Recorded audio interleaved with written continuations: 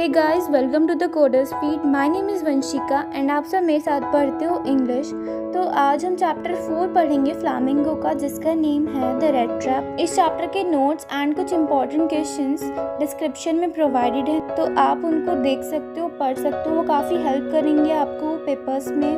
उसकी ऑथर है सेल्मा लेगरलॉफ और वो हमें इस चैप्टर में बताती हैं कि कैसे लव किसी भी पर्सन को ट्रांसफॉर्म कर सकता है। तो चैप्टर स्टार्ट होता है एक रेड ट्रैप सेलर से, मतलब कि जो चूहेदानी बेचता था। वो छोटी छोटी चूहेदानी बनाता था और फिर उनको सेल करता था। उसको चूहेदानी बनाने के लिए मटेरियल की नीड होती थी, तो वो बेगिंग करता था, मतलब कि भीख मांगता था और फिर मटेरियल इकट्ठा करता था, जिससे वो चूहेदानी बनाता था और बेचता था। उसके जो कपड़े थे वो काफ़ी फटे पुराने थे और कोई भी इंसान उसकी आंखों में पैसे की भूख देख सकता था। तो एक दिन वो वॉक कर रहा होता है, तो उसके माइंड में एक थॉट स्ट्राइक होता है कि यार ये जो वर्ल्ड है ये एक रैट ट्रैप की तरह ही है। मतलब कि जैसे हम एक रैट ट्रैप में कोई चारा लगा देते हैं जिससे कि हम चूहों को पकड़ सकें, ऐसे ही ये वर्ल्ड में जो कपड़े हैं, हैप्पीनेस है, फूड है, ये सब हमारे लिए एक चारे की तरह है जिससे हम अट्रैक्ट होते हैं और हम वर्ल्ड के इस जाल में ट्रैप हो जाते हैं, मतलब कि हम इसमें फंस जाते हैं। तो एक दिन की बात है, वो एक रोड पर जा रहा था, तभी उसको एक छोटा सा ग्रीन कलर का कॉटेज दिखता है और वो उसका दरवाज़ा नॉक करता है ताकि उसको रात को रहने के लिए शेल्टर मिल जाए। तभी एक ओल्ड पर्सन दरवाज़ा खोलता है और उसका वेलकम करता है। आज तक ऐसा वेलकम रेड ट्रैप सेलर का किसी ने भी नहीं किया होता है। तो जो ओल्ड पर्सन है वो उसका वेलकम करता है, क्योंकि वो काफ़ी सालों से वहाँ पर अकेला रह रहा होता है। जो उसकी वाइफ होती है, उसके जो बच्चे होते हैं वो उसके पास नहीं होते, वो काफ़ी अकेला होता है। तो वो पेडलर को, मतलब कि रेड ट्रैप सेलर को अंदर आने के लिए बोलता है। वो उसको फूड ऑफर करता है। फूड में वो उसको खिचड़ी खाने के लिए बोलता है और फिर वो दोनों साथ में कार्ड्स भी प्ले करते हैं। पेडलर हमें बताता है कि ये जो ओल्ड पर्सन था ये अपना फूड ही नहीं शेयर करता, बल्कि अपने कुछ सीक्रेट्स भी शेयर करता है। वो बताता है कि जब वो यंग था तो वो काफ़ी रिच था क्योंकि वो वर्क कर पाता था, लेकिन अब वो ओल्ड हो गया था तो उसके अंदर इतनी स्ट्रेंथ नहीं बची थी कि वो वर्क कर पाए। तो उसके पास एक ओनली वे था पैसे कमाने का, जो कि थी उसकी काव उसको इतना मिल्क दे देती थी जिससे वो फैक्ट्री में सेल कराता था और कुछ पैसे कमा लेता था। लास्ट मंथ उसने ऐसे ही कर 30 क्रोनर्स कमाए थे।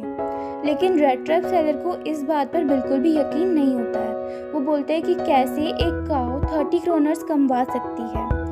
तभी ओल्ड पर्सन उसको यकीन दिलाने के लिए अपना लेदर का बैग, जो कि वॉल पर टंगा हुआ होता है, उसको उतारता है और उसमें से 30 क्रोनर्स के नोट निकालता है और उसको यकीन दिलाता है कि ऐसा सच में हुआ है। वो ये बातें कर सो जाते हैं और सुबह को वो दोनों ही जल्दी उठ जाते हैं, क्योंकि जो ओल्ड मैन होता है उसको अपनी काव को फीड करना होता है और जो रेड ट्रैप सेलर है और वो दोनों घर से एक साथ बाहर आते हैं। और फिर जो रेड ट्रैप सेलर है वो उनको थैंक यू बोलता है इतना अच्छा शेल्टर प्रोवाइड कराने के लिए, और फिर वो वहाँ से चला जाता है।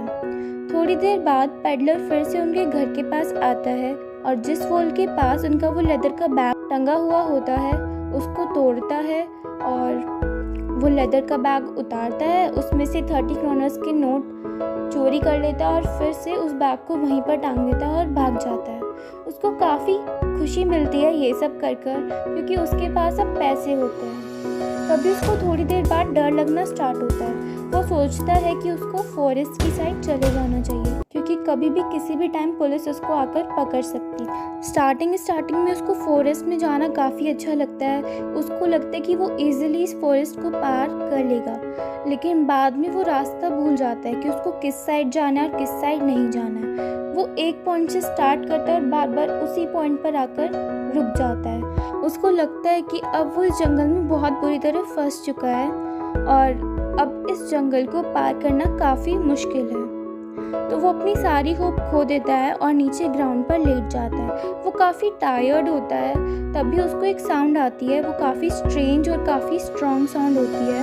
तो वो थोड़ी सी अपनी स्ट्रेंथ गैदर करता है और उस साउंड की तरफ चलना स्टार्ट कर देता है। जब वो वहाँ पर पहुँचता है तो वो देखता है एक बहुत बड़ी फैक्ट्री वहाँ पर थी जिसका नेम था राम्पजो आयरन वर्क। जो फैक्ट्री के वर्कर्स थे वो वहाँ पर काम कर रहे थे। उन्होंने आयरन फर्नेस में डाली हुई थी और वो वेट कर रहे थे उसके बनने का। तभी जो पैडलर है वो वहाँ पर जाता है और उनसे पूछता है कि क्या वो एक रात के लिए यहाँ पर सो सकता है। तो जो काम कर रहे होते हैं फैक्ट्री में, मतलब कि वर्कर्स, वो उसको बोलते हैं कि हाँ ठीक है तुम सो जाओ, क्योंकि ठंड के टाइम पर काफ़ी पुअर लोग वहाँ पर आते थे जिससे कि वो अपनी बॉडी को हीट दे सके। थोड़ी देर बाद जो फैक्ट्री का ऑनर होता है, मतलब कि आयरन मास्टर, वहाँ पर आता है इंस्पेक्शन करने के लिए और वो पैडलर को वहाँ पर लेटे हुए देखता है।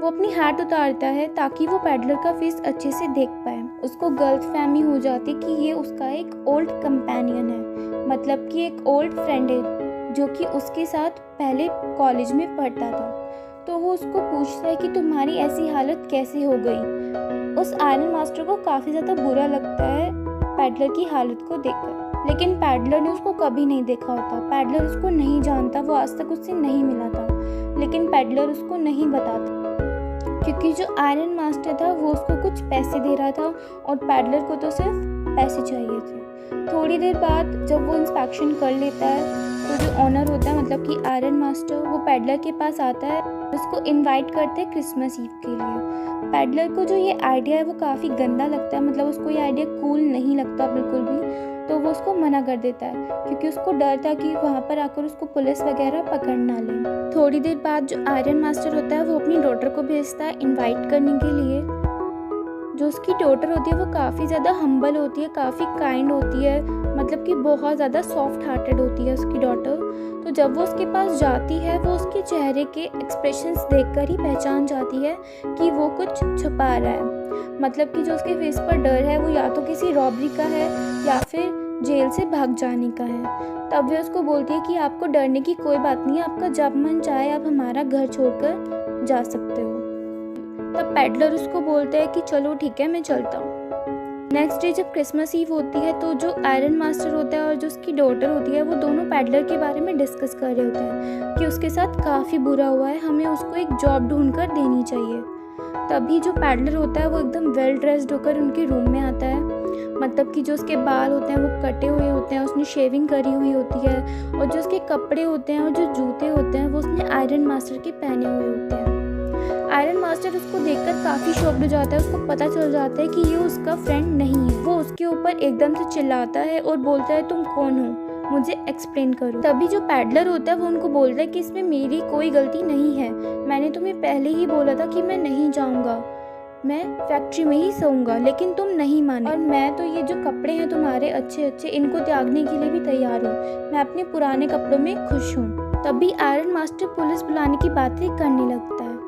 ये सुनकर पैडलर को काफ़ी गुस्सा आता है और वो अपना हैंड एकदम से टेबल पर मार देता है। तभी वो आयरन मास्टर को बोलता है कि तुम भी इस वर्ल्ड में फंस चुके हो, जैसे कि मैं फंसा हूँ, अभी मैं जेल जा रहा हूँ, कुछ टाइम बाद ऐसा होगा कि तुम भी जेल जाओगे। ये बातें सुनकर आयरन मास्टर को बहुत बुरा लगता है और वो पुलिस बुलाने की बातें बंद कर देता है, लेकिन उसको बोलता है कि तुम अभी यहाँ से चले जाओ। तभी उसकी डॉटर आती है और डॉटर डोर बंद कर देती है और उसको जाने नहीं देती। वो पैडलर को रोक लेती है क्योंकि उसको लगता है कि हमने एक पुअर पर्सन से प्रॉमिस करा है उसको क्रिसमस ईव सेलिब्रेट करवाने के लिए, अब हम अपना ये प्रॉमिस नहीं तोड़ सकते। तो उसके जो फादर होते हैं, मतलब कि आयरन मास्टर, उसको बोलते हैं कि तुम्हें अपने इस डिसीजन पर पछताना ना पड़े। तभी जो डॉटर होती है वो उसको डाइनिंग टेबल पर ले जाती है और उसको फूड ऑफर करती है। जो पैडलर होता है चुपचाप डिनर कर अपने रूम में चला जाता है, मतलब कि गेस्ट रूम में चला जाता है और सोफे पर सो जाता है। जब वो सुबह उठता है वो ब्रेकफास्ट करता है और फिर से सो जाता है। ऐसे ही वो लंच में करता है, वो लंच करने के लिए उठता है और फिर से सो जाता है। उसको लग रहा था कि ऐसी पीसफुल स्लीप उसको आज तक कभी नहीं मिलेगी। तब शाम में उनकी फैमिली उसको फिर से इनवाइट करने आती है डिनर के लिए और वो तैयार होकर डिनर पर जाता है। वो डिनर करता है और उठ जाता है और सबको थैंक यू बोलता है। उसकी डॉटर बोलती है कि ये जो तुमने कपड़े पहने हुए हैं ये एज अ गिफ्ट मेरे पापा ने तुम्हें दे दिए हैं, तुम इसको रख सकते हो और मैं प्रॉमिस करती हूँ कि तुम्हें आगे जाकर कोई भी दिक्कत नहीं होगी। तब वो सब सो जाते हैं। उसके बाद नेक्स्ट मॉर्निंग जब सुबह आयरन मास्टर और उसकी डॉटर चर्च में प्रेयर करने के लिए जाते हैं, क्योर्ट्स पढ़ने के लिए जाते हैं, तो उनको पता चलता है कि जो गेस्ट उनके घर पर रह रहा है वो और कोई नहीं बल्कि एक थीफ है जिसने 30 क्रोनर्स की चोरी की थी। वो काफ़ी डर जाते हैं। वो अपने मन में एक इमेजिनेशन बना लेते हैं कि उसने तो अब तक सारे सिल्वर स्पून्स चुरा लिए होंगे घर के और वो भाग चुका होगा। तभी वो जल्दी जल्दी अपने घर जाते हैं और अपने नौकर से पूछते हैं कि वो पेडलर कहाँ पर है। तभी उनका नौकर उनको बोलता है कि वो तो जा चुका है। तब उनको लगता है कि सब कुछ ख़त्म हो गया, लेकिन तभी उनका नौकर उनको बताता है कि वो कुछ लेकर नहीं गया है, वो तो बस एक गिफ्ट छोड़ कर गया है एडला के लिए। तभी एडला वो गिफ्ट खोलती है और वो काफ़ी हैप्पी होती है। जो गिफ्ट होता है वो प्रॉपरली पैक्ड नहीं होता, उसको ऐसे ही कोई भी देखकर पहचान सकता था कि उसमें एक रैट ट्रैप थी जिसमें एक चिट थी और 30 क्रोनर्स थे जो वो छोड़ कर गया था।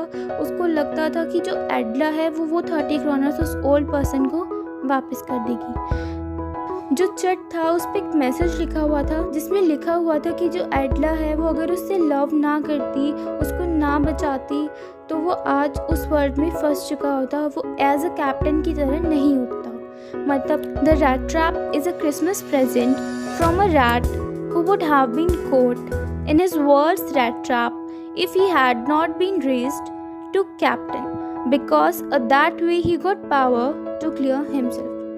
तो इस वीडियो में इतना ही and I hope you all like this video. Thanks and give it a big thumbs up.